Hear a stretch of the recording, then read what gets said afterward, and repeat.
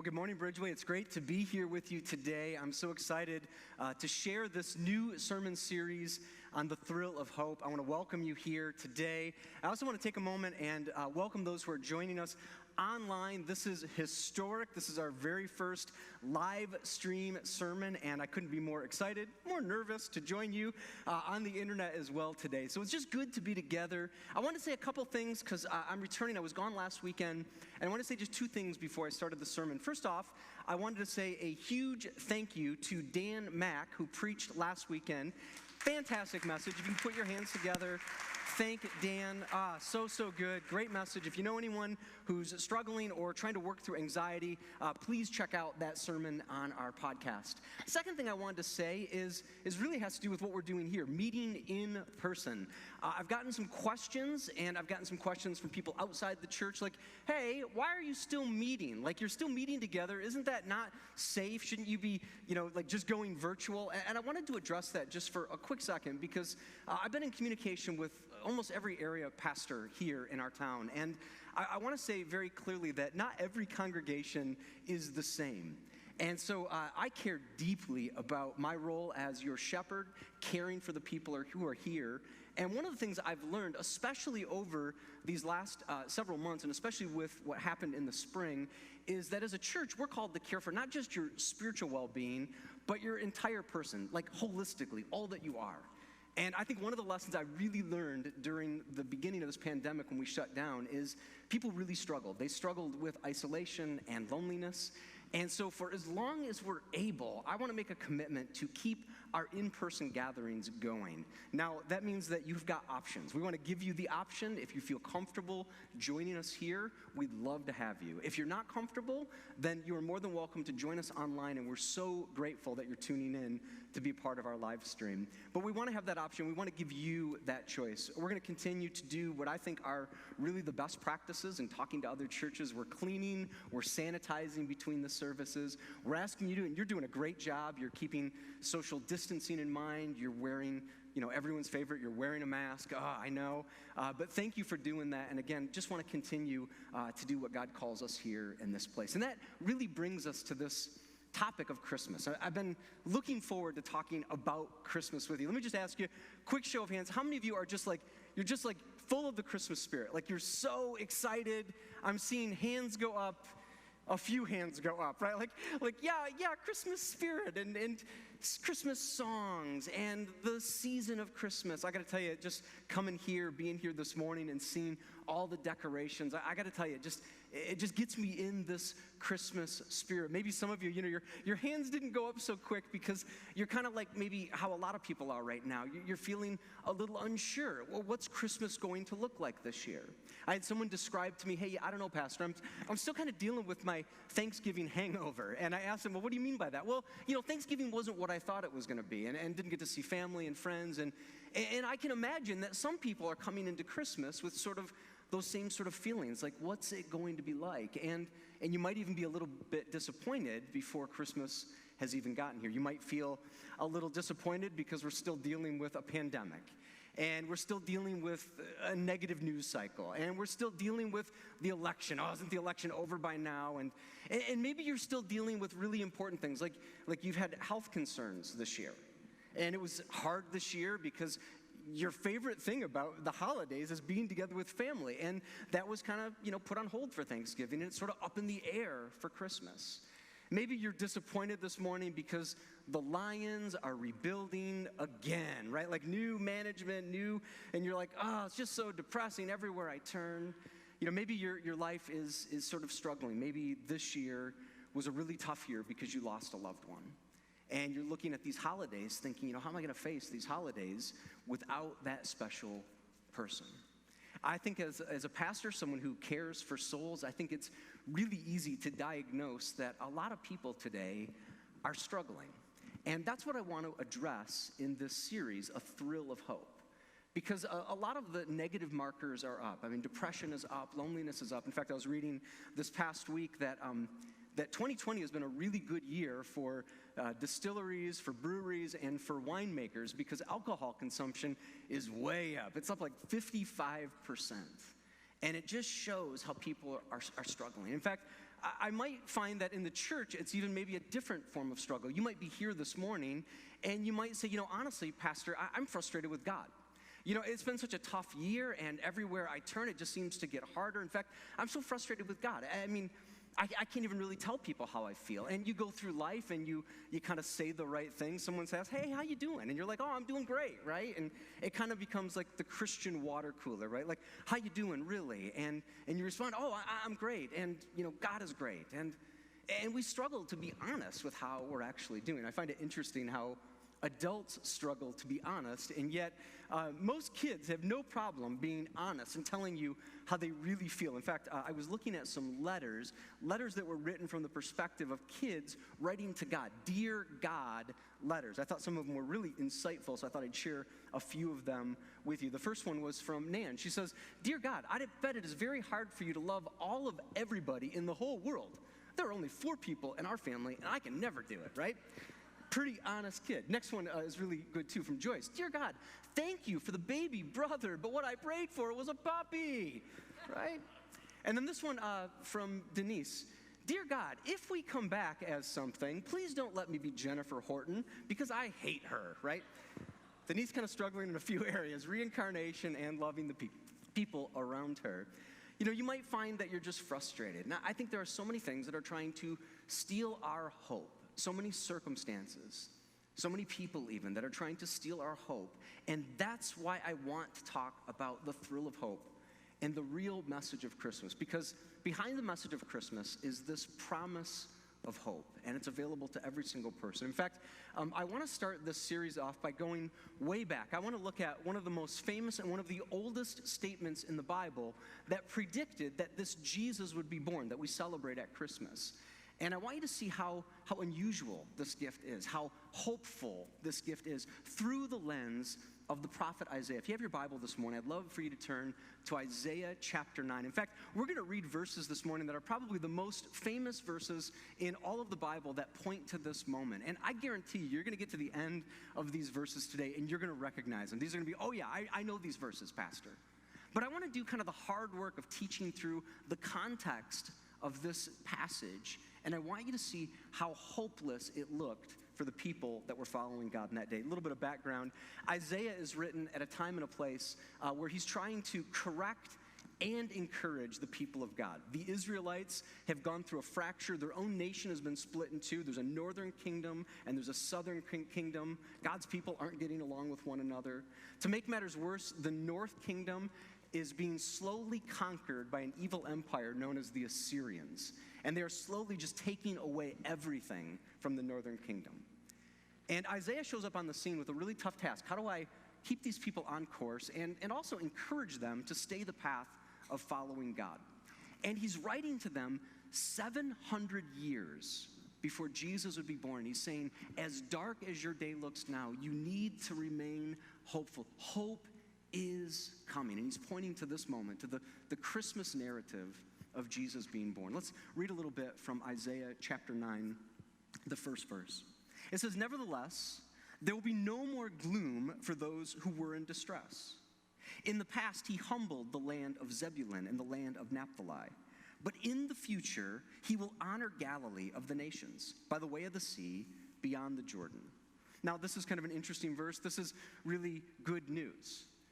There will be no more gloom for those who are in distress. I mean, this might be one of those places that you just want to underline for one of those gloomy days in your life. There will be no more gloom. For those who are distressed, for those who are stressed out, hope is coming. But Isaiah says you have to look at hope through kind of this past future lens. Really unique the way he imagines this. He says, you first got to look at your past. And your past has not looked very good. In fact, he says, in the past, it was humbling in the land of Zebulun, in the land of Naphtali. Now, what you need to know about Zebulun and Naphtali is these are two bordering cities inside of Israel, but they're right on the northern edge of the northern kingdom. So basically what that means is Zebulun and Naphtali, they would have been the first to be conquered by Assyria. They would have been the first to be kind of like put under chains and oppressed. And the way this Assyrian army would come in was quite humbling. They would come in and they would round up all of the military, all of the warriors, and then they would go around and they would round up all of those who were like highly educated, high in the social standing. They would take anyone and everyone who's powerful and important, and they would say, okay, you are going to model what it means to worship our God. And the Assyrians worshiped this mythical sun god, and they would basically, to the point of death, require that they worship their God. And it would just be demoralizing to the people of God. They would just feel like, wow, if our strong warriors, wow, if our strong leaders, wow, if all these people in power can't stand under the threat of Assyria, then we might as well all just bow.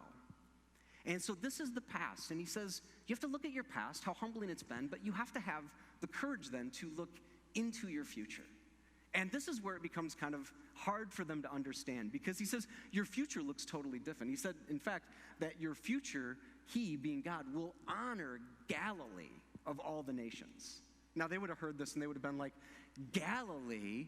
There's nothing great about Galilee. Galilee is this podunk sort of fishing village. Nothing good comes out of Galilee. They would have had kind of that place on their map where they would have said, oh, that's a no-place sort of town. In fact, just think about it for yourself. What's that place on the map? Might be in Michigan, might be in another state, but you just know, like, that place, there is nothing going on. Like, there's just that place. I'm not going to say what that place is, because every time I've ever done that, someone is sitting here, and they're from that place. So I'll just tell you this. When I moved to Rockford, when I was in middle school, I was moved here in high school, I remember my mom saying to me, hey, Ron, we're moving to Rockford. And I'm like, oh, Rockford? What's that? Where's that even? And I went back to school the next day, and I started telling all my friends, hey, I'm moving to Rockford. Kind of weird, kind of strange. And all of my friends, every one of them was like, Rockford? That's like Hicktown. That's like in the country. Like, are you farming? I mean, what are you doing with your life? And my, how things have changed now, right?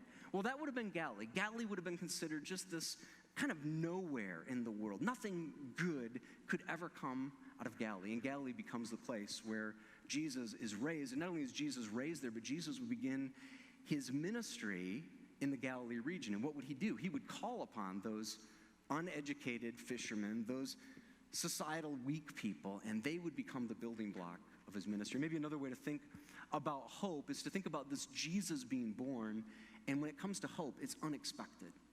Hope is completely unexpected. And this messes with us because we tend to associate sort of the unexpected things in life with sort of just bad things that are going to happen. And this is unexpected in a good way.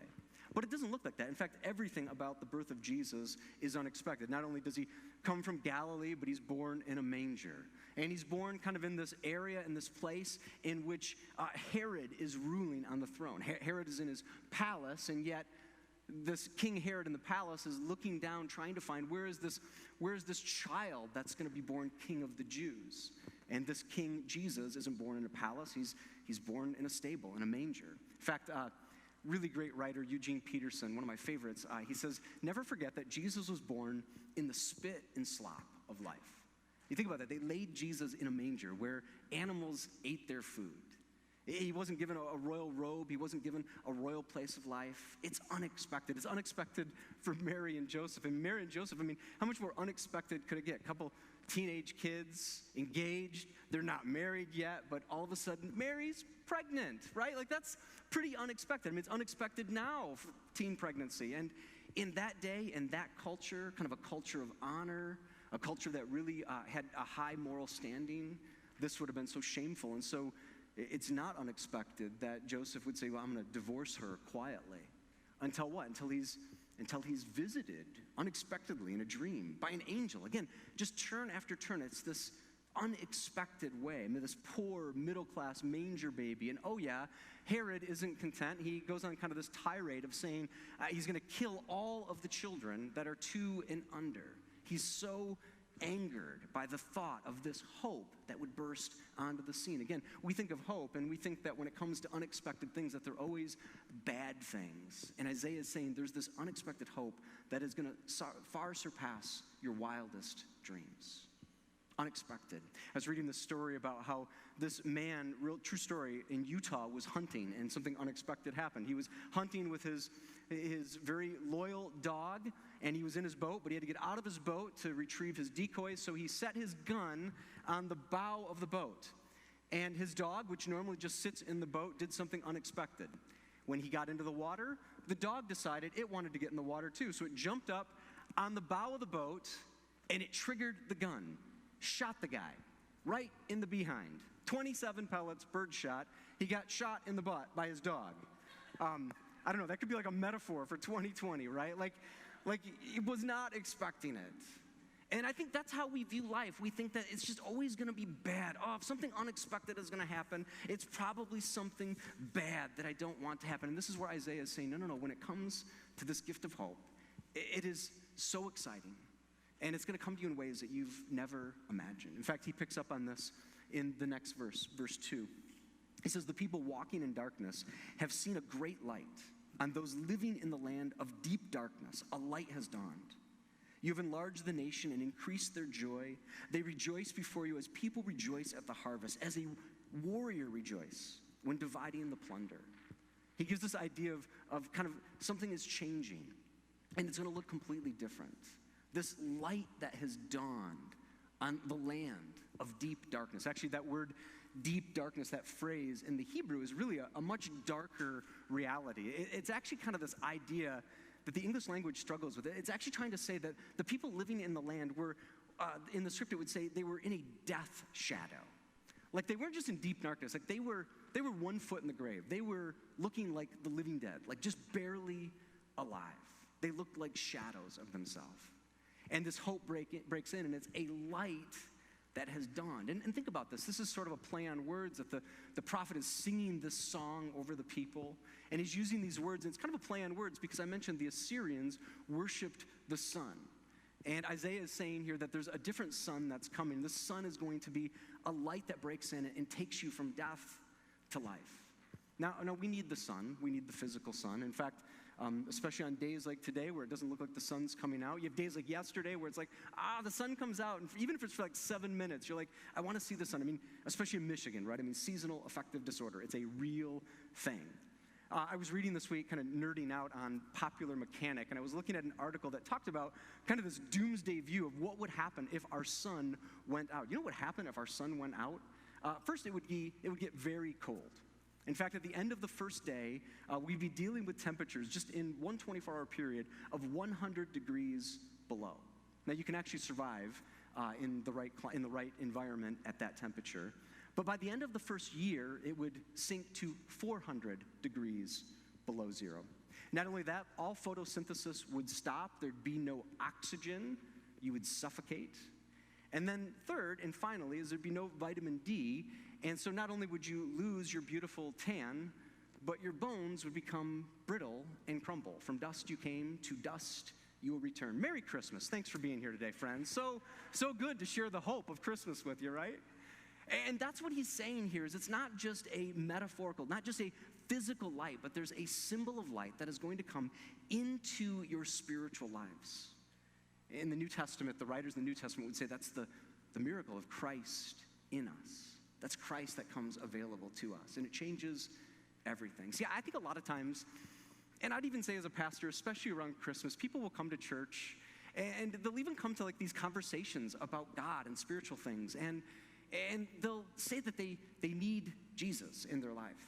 And they'll say things like, well, I need Jesus. And Jesus, if you get me out of this jam, Jesus, if you help me out of this situation, I'll never do that again. I promise I'll follow you with all of my heart. And they kind of treat Jesus as sort of just something that's in crisis mode, like a paramedic. And what Isaiah is saying to you today is that Jesus is not just some paramedic that rescues you from the crises of your life. That Jesus comes and he gives you a totally different life. And this begins to just breathe hope. This gives hope as if like a nation had its boundaries enlarged. He says as if a warrior actually got to enjoy the plunder and the spoils of his victory. As if a harvest came in and it was far more than you planned on. There is this hope. Maybe another way to think about this hope is it breaks through. Hope breaks through the darkness. It breaks through this grip of death and evil, and it becomes this absolute game changer, and it defeats all of the disappointments in your life. You know, one of the things I've been trying to do as just a person, I don't even want to say as a pastor, but just as a human being, is I've been trying to have more thoughtful conversations with people. And I'm always busy, and I'm always moving from one place to the next, but I'm really trying to slow down and have more thoughtful conversations. And I found like a really important topic because I think that what's missing is not connection. I mean, we're all connected. We can stay connected socially and on our phones and through Zoom, right? But I think what's been lost over the last several months is conversation.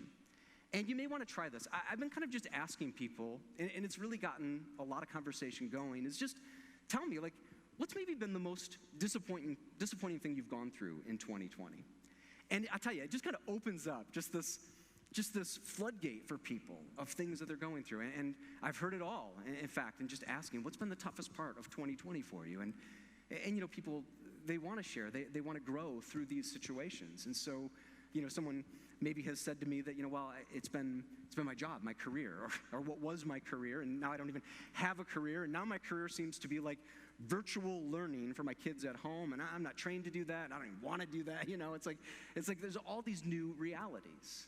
And I've been thinking about how to respond because there's that scenario, there's dealing with pain and loss, and there's all these conversations that people are having, and I hope that you could have some of these conversations too. But maybe when you're having them, it's good to think of how you're going to respond before you ask that question, what's the most disappointing thing? Because there's a couple ways you could respond. You could respond with giving this person more information, right? I mean, I could tell someone, hey, you've lost your job. Well, let me help you get your resume going, and let me see if I've got some context. Let me give you some information. You could respond to someone with telling them what to do. I mean, I'm a pastor, right? I mean, I could tell you, like, here's what you need to pray. Here's what you need to read in the Bible. And I've sort of stopped short at that because I think I learned a long time ago that people really don't care how much you know, and they really don't care how much you've done, but people will never forget how you make them feel. And I think we have an opportunity, especially as Christians, to enter into how people are feeling and to be someone that actually gives them hope, to actually tell them a light can dawn in your life, a light can come, and to make a person actually feel hopeful can really change where they're at. I was flying this past week and on a plane, and first time I'd been on a plane since the pandemic, and you know, now there's this whole new world of like trying to really be in your own bubble on an airplane, and so we're not even like off the ground yet. We're still on the runway, and I've got sanitizers, and I'm wiping down my area where my laptop's going to go, and my tray, and my armrest, and my headrest, and got my mask, you know, super tight, and there's no one sitting next to me. There's 2 seats next to me, and I'm like, this is a full flight. Like, this is great. The door's just about to close, and just before the door closed, this couple came running down the aisle, and of course, they had the 2 seats, husband and wife, right next to me. I was on the aisle, they were in the middle and the window row, and they were wonderful people. We had really great conversation. But if you know anything about me, I kind of get on a plane and I sort of have like this mindset of like, all right, I'm going to be in my bubble, a little me time, I'm going to get some work done. I had some writing I was going to do. I had some reading I was looking forward to. I was going to just really like be in the zone for like 3.5, 4 hours. And we started having this conversation, this couple and I, and learning everything about them. I mean, everything, like where they're from and where they're going, and it's really wonderful. And I'm like, all right, just, you know, be relaxed, Ron, and I'm just kind of taking it all in. But inside, I'm like, but I got work to do. I got important stuff to do. And having this conversation. And then almost comically, it seemed like this lady sitting next to me kept dropping things. Like, she dropped her pen, and it, of course, was underneath my feet, and I grabbed it. And then she dropped her phone, and it's underneath my feet, and I grab it. And even at one point, she took her husband's coffee cup and trash, and she leaned over my laptop with a cup of coffee, mind you, over my laptop, and dropped it in the waste paper basket of the stewardess. But the paper fell out, and it went all over my laptop. And every time this happened, she's like, oh, I'm so sorry. I'm just so busy. I'm just so stressed. I'm trying to get back to work. And I'm like, I'm trying to get back to work too, you know, and having this conversation. And then probably at 2 hours in, her AirPod falls out of her ear. Tiniest little thing, right? Out of her ear, and it hits my shoulder, and it goes between the seats on the airplane. And it's pitch black, and she's frantic because they're really little. And I'm like, no, don't worry, I'll get that for you. And unbuckle and look underneath the seat and look underneath the other seat, and I can't find it. And so I get my flashlight out on my phone, and there it is. It's underneath the row behind me, underneath a guy who is sleeping underneath his feet that are crossed. And so now I got to be like MacGyver and kind of like reach under, grab the AirPod, wipe it off, and give it back to her. And again, she's like, I'm so sorry. I feel really bad. I feel so bad. And I'm like, it's okay. Everything's going to be fine. It's really no big deal. And even if it wasn't in the moment, I got off that plane, and I later thought about that whole interaction. And I thought, man, I'm so glad that I didn't blow it in that moment. Because I know that if that were me, I would sure have appreciated it if someone would have shown me that level of grace.